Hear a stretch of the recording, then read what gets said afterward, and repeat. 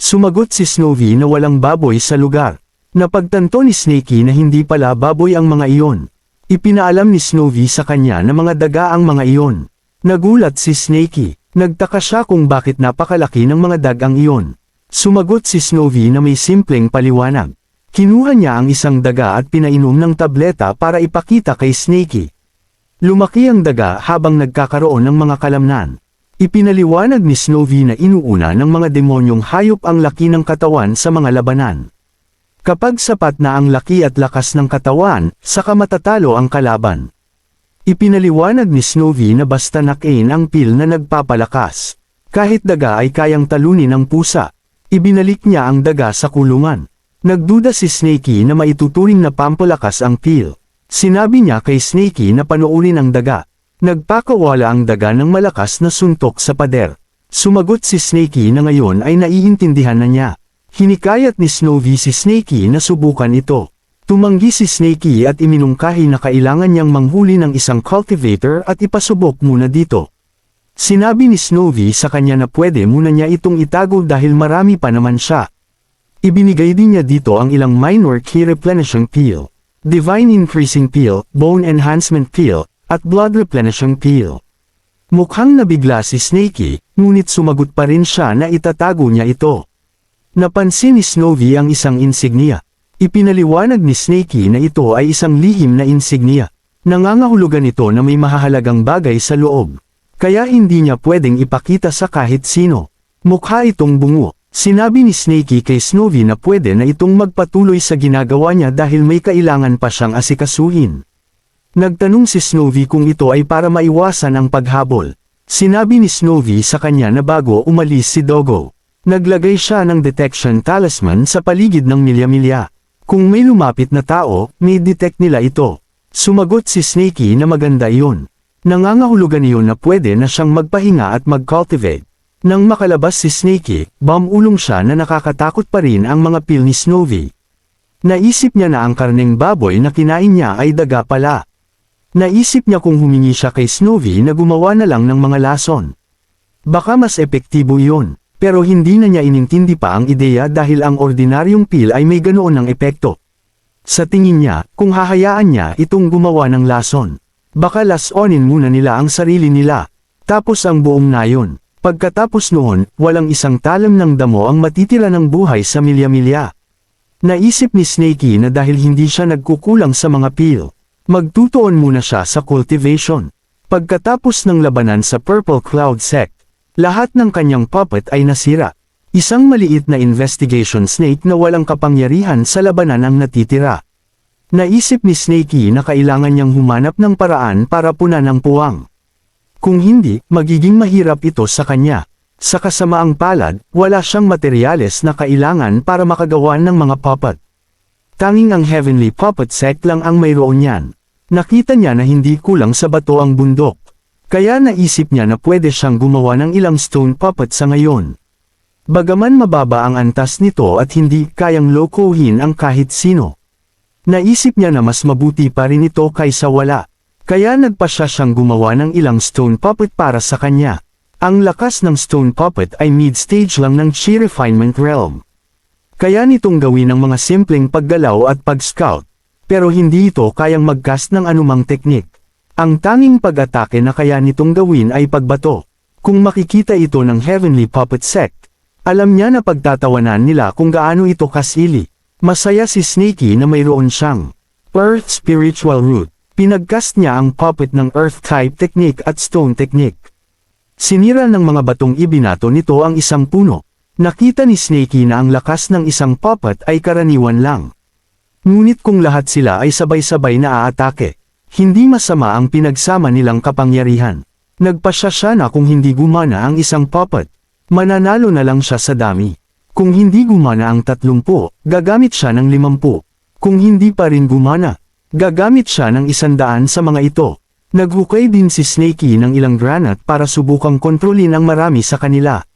Nakakolekta siya ng sapat na bato para makagawa ng 500 puppet muna. Nakita niya na ang kanyang storage bag ay wala ng espasyo. Sa kabutihang palad, mayroon pa siyang storage jade stone. Pagkatapos ay napansin niya na ang detection talisman 30 milya ang layo ay nawala. Nag-alala siya, lalo na dahil hindi niya alam kung ito ay isang dumadaan lang o isang cultivator. Nagpakawala siya ng isang puppet. Hindi niya basta-basta magagamit ang kanyang divine consciousness dahil baka ma-alert niya sila. Nakita ng puppet ang isang lalaki na naanod sa mabatong bahagi ng lawa. Nakilala niya na ang mga damit ay ang mga suot ng Mountain Moving Sect. At mukhang nasugatan ng tao. Nang lumapit siya, nagulat siya nang makita na ito ang simp ng Purple Cloud Sect. Mabilis na gumapang si Snakey para makarating sa lokasyon nito. Dahil ang lalaki ay nasa ganoong matinding paghihirap, tutulungan niya itong makasama ang babaeng iyon. Nang kakainin na niya ang lalaki, may napagtanto si Snakey.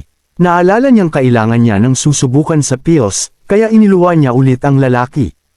Inisip niya na napakagandang tiyempo nito. Nakita niya na tila maraming dugo ang nawala sa lalaki.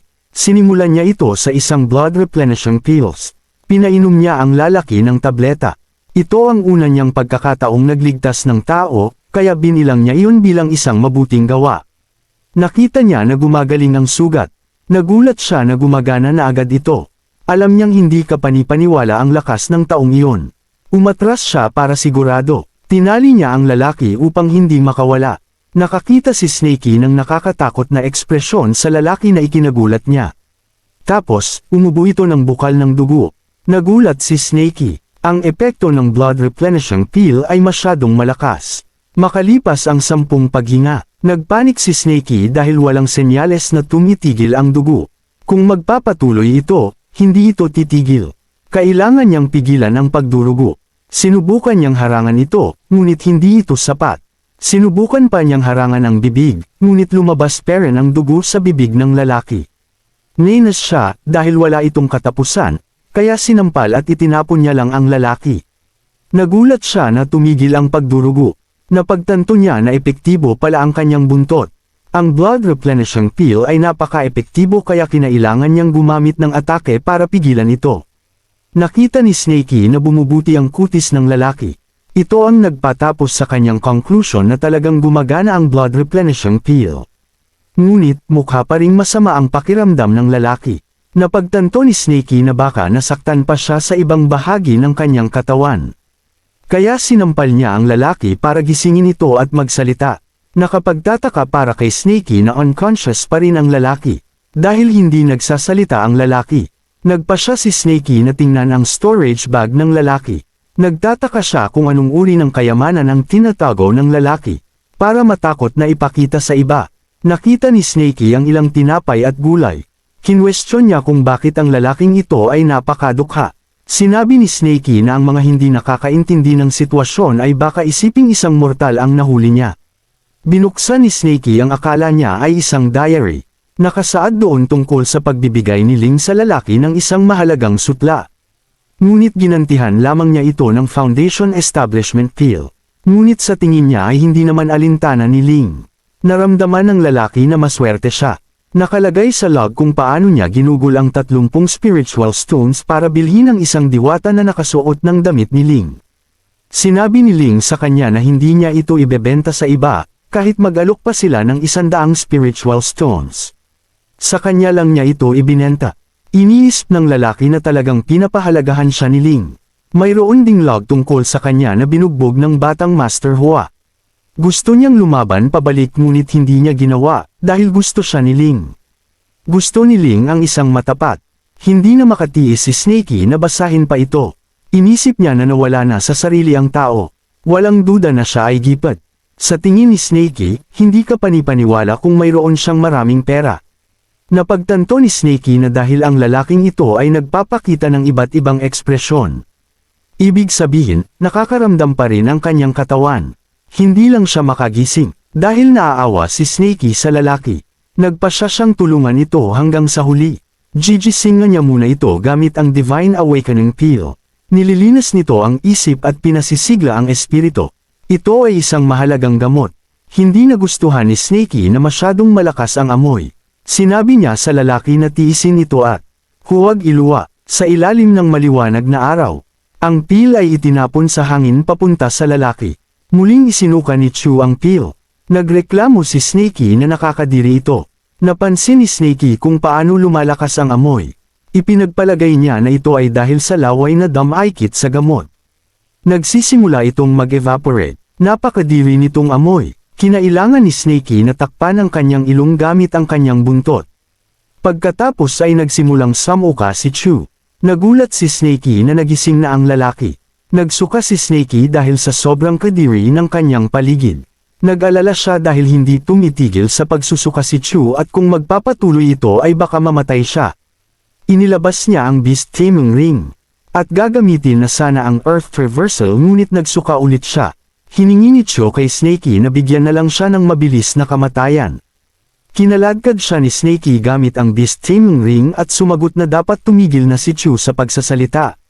Sinigawan niya ito na pinaghirapan niya itong iligtas. Napagtanto ni Snakey na ang Divine Awakening Pill ay talagang nagre-refresh ng utak ng mga tao.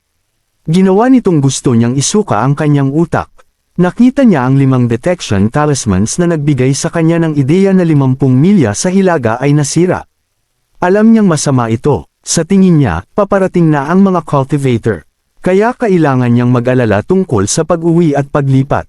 Sinabi ni Yun Tian sa kanyang mga senior brother na humigit kumulang 100 milya sa timog dapat ang lokasyon. Si Yun Tian ay kasama ang mga disipulo ni Zhuanyangzi. Sila Wu Machu, Wang Ping, Liu Fei, at Su Bei. Tinanong ni Chu si Yun Tian kung ayos lang siya dahil kakadikit lang ng kanyang braso. Umaasa si Bei na tumpak ang dibinasyon ni Yun Tian. Binalaan niya si Yun Tian na huwag hayaang masayang ang paglalakbay. Sumagot si Fei na tumpak man o hindi. Malalaman nila pagdating nila doon. May sumang-ayon na tama siya. Umamoy si Ping. Mabaho. Sobrang baho kaya hirap silang tiisin. Umatras sila at nagiba ng daan. Samantala, nakatali si Chu at nahihirapan huminga. Nakita ni Snakey sina Snowy at Husky. Agad niya silang inutusan na mag-impake ng kanilang gamit at maghanda para lumipat. Nagtulong sina Snowy at Husky para ilipat ang mga bagay-bagay ng sabay-sabay. Sa isang iglap, natapos ito. At ipinaalam ni Snowy kay Snakey na lahat ay naiimpake na at handa na silang umalis. Nagulat si Snakey na napakabilis nilang nagawa ito. Ipinaalam niya sa kanila na habang unconscious si Snakey, ang matandang aso ay nagsanay sa kanila. Nagulat si Husky na handa na rin siya. Humanga si Snakey kaya hinimas niya si Husky habang sinasabing mapagkakatiwalaan siya. Nalilito si Chu sa nangyayari. Kinwestiyon niya kung buhay pa ba siya. Inatasan ni Snakey si Husky na dalhin ang alagang hayop. Sumagot siya ng oo kay Boss Snakey. Samantala, sa pananaw ni Chu, ito ang nakikita niya. Pagkatapos, kinwestiyon niya kung siya ang alagang hayop na pinag-uusapan nila. Ipinaalam ni Snakey na nasaktan ng alagang hayop at pinakiusapan siyang bigyan si Chu ng gamot at hayaan itong makatulog ng maayos habang ginagamot ang kanyang sugat.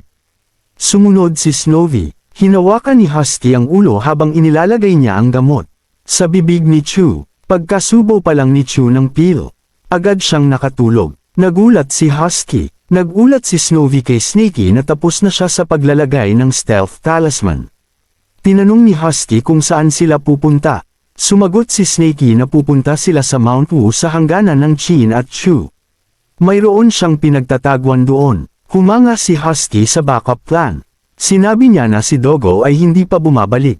Sumagot si Snowy na sinabi ni Dogo dati na kung lilipat sila dahil sa emergency. Hindi na kailangang iwanan siya ng pahiwatig. May sarili siyang paraan para hanapin sila.